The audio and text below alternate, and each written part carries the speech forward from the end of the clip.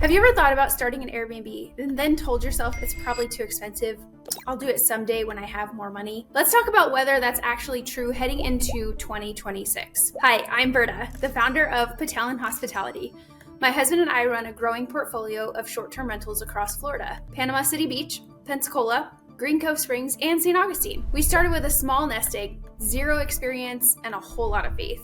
And I still remember how confusing the money side felt in the beginning. In this video, I'm gonna walk you through the real costs of starting an Airbnb in 2026, line by line. We'll talk about what it costs to get into a property, what it costs to turn it into a guest-ready Airbnb, and the ongoing expenses you need to be prepared for. My goal isn't to scare you or sell you a fantasy. It's to give you a clear picture so you can decide if this makes sense for you and in this season. And if it does, how to plan for it with peace instead of. So let's start with why this conversation matters. A lot of people hear Airbnb money without ever seeing the upfront reality. And for me, being faith-led and service-driven means I'd rather give you the full picture than hype something that isn't aligned for you. Knowing the true cost doesn't kill the dream, it actually gives you power. It helps you plan. When it comes to Airbnb costs, I like to think about them in two main buckets.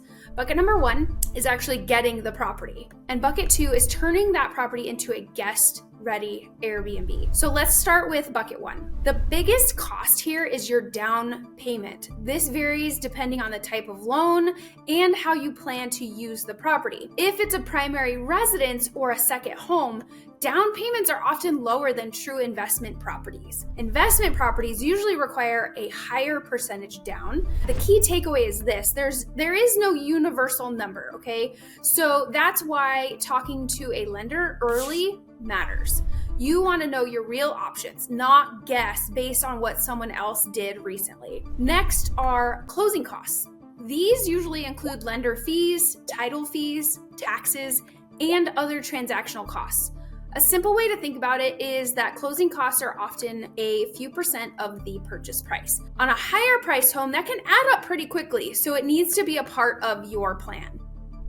Then you have inspections and appraisals. These usually cost a few hundred to a couple $1,000s combined, and in my opinion, they're non-negotiable. They protect you from buying something that becomes a financial headache later.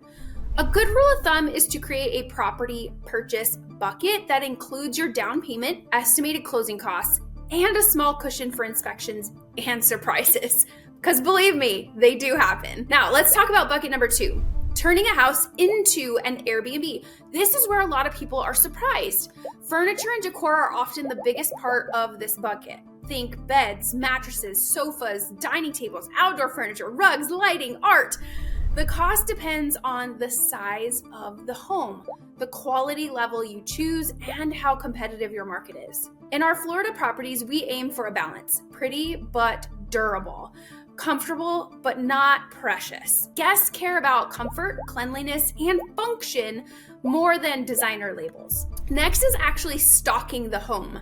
So kitchen items like cookware, dishes, glasses, utensils, coffee makers, bathroom essentials, trash cans, storage, cleaning supplies, the list goes on, my friends. These are the unglamorous things, but they do matter.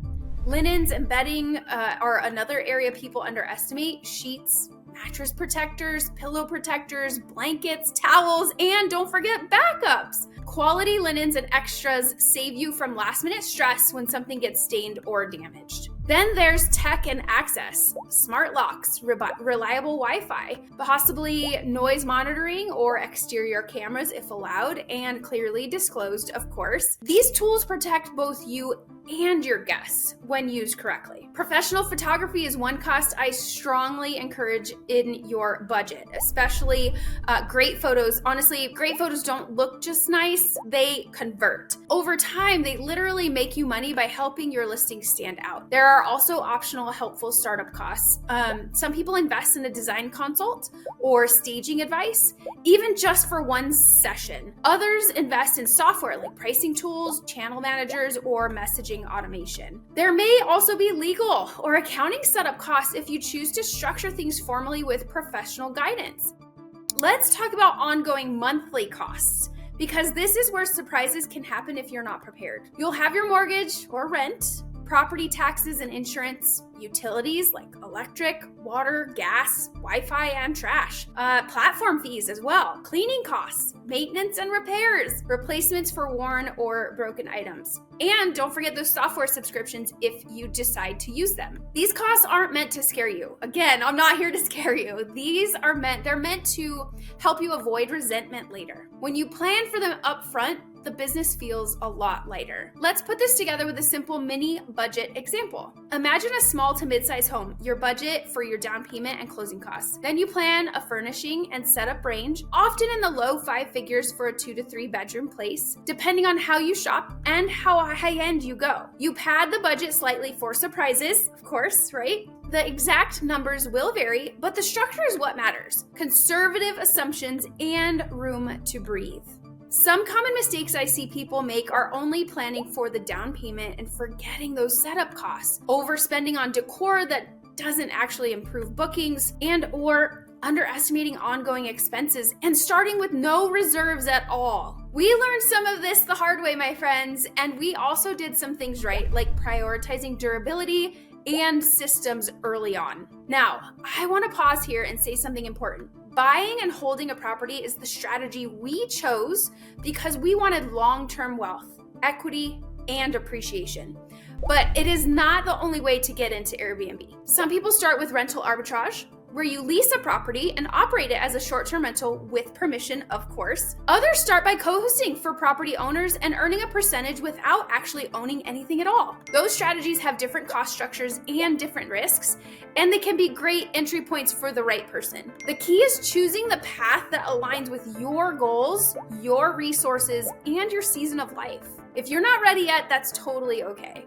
If the numbers feel big, that doesn't mean no, it might just mean not yet. So I want you to set a clear savings target. Give yourself a realistic timeline. Use that time to learn, research markets, and understand the business side. Moving with preparation and alignment is always better than moving in panic. So here's my big takeaway. Yes, there are real costs to starting an Airbnb, but they don't have to be mystery costs anymore.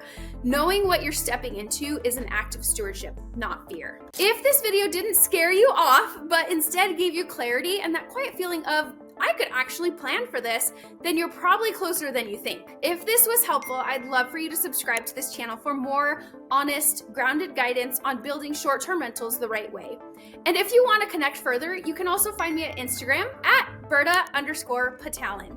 I'd love to help you get clear on your next step.